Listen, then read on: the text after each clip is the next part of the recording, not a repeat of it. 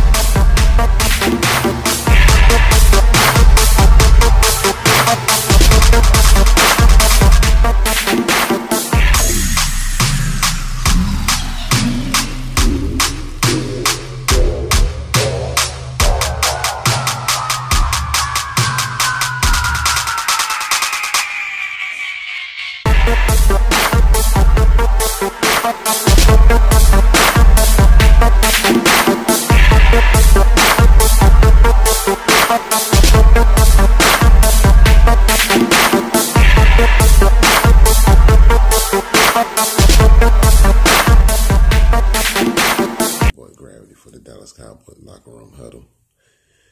Man, everybody want to blame Dak Prescott for these losses, man. Everyone wants to say he's regressing and he's finally hit the wall. He's finally having a sophomore slump. Let me put one thing out there though that I was thinking about. I'm pretty sure I've been a Cowboys fan pretty much all my life, just about, ever since I was like 7, so 31 years, I'm 38. So I've seen a lot of winning, losing, and, other things like that, bad coaching and things like that, but I've never seen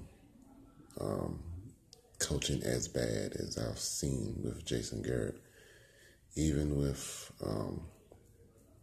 coaches in Cleveland, even though they suck to all hell, at least their coaches could try to make some adjustments. Even though they lose at pretty much every game, at least they can score touchdowns.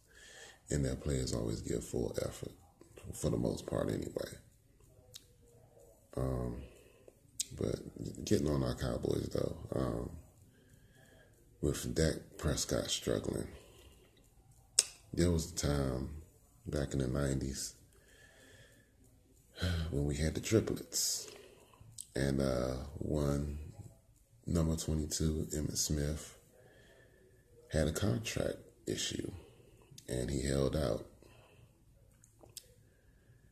And our quarterback at that time, Troy Aikman, in those first 2 games, without Emmitt Smith, struggled, didn't play too well. Started off the season 0-2. It's funny that Dak is almost kind of prototypical of a Troy Aikman. In my mind, well, a young Troy Aikman. Except Troy could run. Troy could run. He didn't have the wheels of Dak Prescott, but he could run. He can get up out of the pocket and make things happen and get it deep to Michael Irvin and Alvin Harper and get it short to Novacek and those guys, man. And he struggled, man. He struggled without Emmitt. That third game when Emmitt Smith came back was when he got his mojo, when he got his groove back. He knew when he looked back there and he saw that 22, the game was gravy. He knew he could do what he wanted to do. He wasn't getting pressured as much. They had to respect Emmitt, just like teams have to respect Zeke.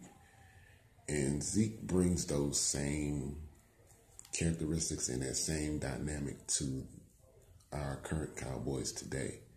He has that Emmitt Smith factor. He has that it as a running back, that we must game plan to stop this guy.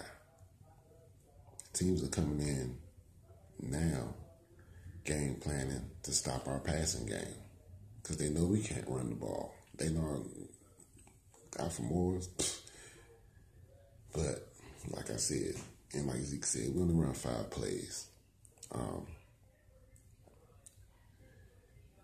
I don't know if some of you Cowboys fans are new to Cowboys Nation, or if you are just bandwagon jumpers and you hopped on because we were 13-3 last year. So you guys don't know about dealing with Jason Garrett and the porous coaching and things like that. But prime example of what Zeke said with the 5 plays. I'm pretty sure some of you have played a game called Tecmo Bowl or Super Tecmo Bowl. You get 4 running plays and you get 4 passing plays.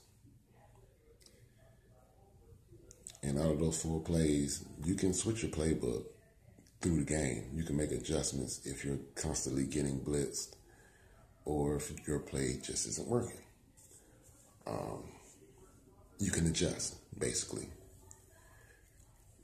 So it's like with Jason Garrett, they're selecting 4 or 5 plays, and they're sticking with these 4 or 5 plays, not switching the direction. If they're running up the middle, they're running the same damn direction. They're not switching the direction. They're not switching the formation. They're not sending anyone in motion. It's the same exact damn play.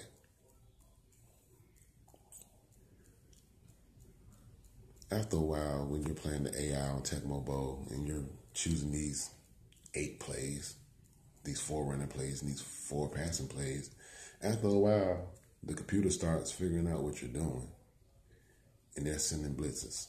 Sometimes you can pick 2 plays. They'll blitz both downs.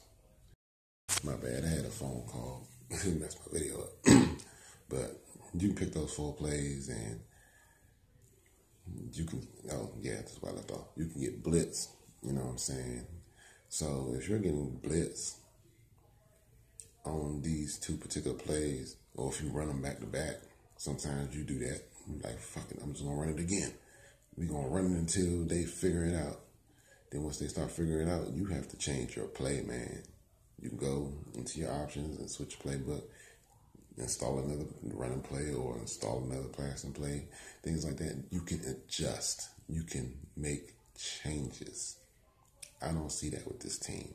In basketball, you call a timeout. Bring your guys in. All right, guys, we down 2. I'm going to draw up a play. There's none of that. They call a timeout. Jason Garrett, he'll call up I can't think of his name right now. But anyway, he'll call up to Callahan and be like, yo, what you got for me? All right, tell Dak what to do. He goes back out there. He's looking at the card. The card is big as hell, but he probably has just 3 blocks of damn plays, 3 run plays, or 4, or 5 passes, or 5 runs, like Zeke said. And that's your whole damn play card. Like, flip it over. You might have something else different on here. Or better yet, scrap it. Let me get this other play card and see what we got on here on the innovative side of the offense. Let me see what we have on the innovative side of the defense. Let me take Tampa 2, toss it. You know what I'm saying? But they're not doing that. And I don't know, Jerry may need binoculars, he may need glasses. I don't know. I don't know what he's looking at on the field, but the product is not good. The players have given up on Jason Garrett. In my eyes and in what I'm seeing, they've given up on Jason Garrett. His voice isn't moving the players anymore. He's not motivating them guys. And my thing is, what type of a coach is he? Is he an offensive guru? Is he a motivator? Is he? No, he's not a defensive guru. He doesn't run a West Coast offense. So, what type of coach are you, Jason Garrett? What are your qualities as a coach? What is it that you do well, coaching wise? And you'll just hear birds and crickets. Because there's no answer. We don't know what he is. When he was offensive coordinator, yeah, I mean, his passing game was pretty decent. I mean, he would call plays, and he's a pretty good offensive coordinator, but a head coach and a leader of men, it's not there, man. It's just not there. So, all you Cowboys fans that's calling for another coaches right now, we just have to wait to the end of the season. Jerry isn't going to be like right now, I'm firing him or he's on the hot seat. He's just going to keep it on the hush for right now. Come week 17, if Zeke decides to play, he might just play the last 2 games if he decides to, depending on what our record is. I think 9 out of 10, we'll probably win maybe 1 more game. The way it's looking, we'll win 1 more game. And that'll probably be against the Giants. But right now, every team is gunning for us. They see our vulnerability, and they're playing us like they're playing the Super Bowl. Every team that's coming into Dallas, or every team that we go see at the beginning of the season, they circle Dallas on their calendar, and they play to the best of their ability. They come in with game plans. They come in with strategies.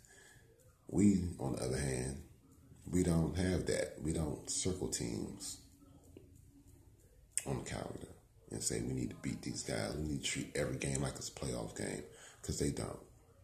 They really don't. There's no sense of urgency. It's none of that.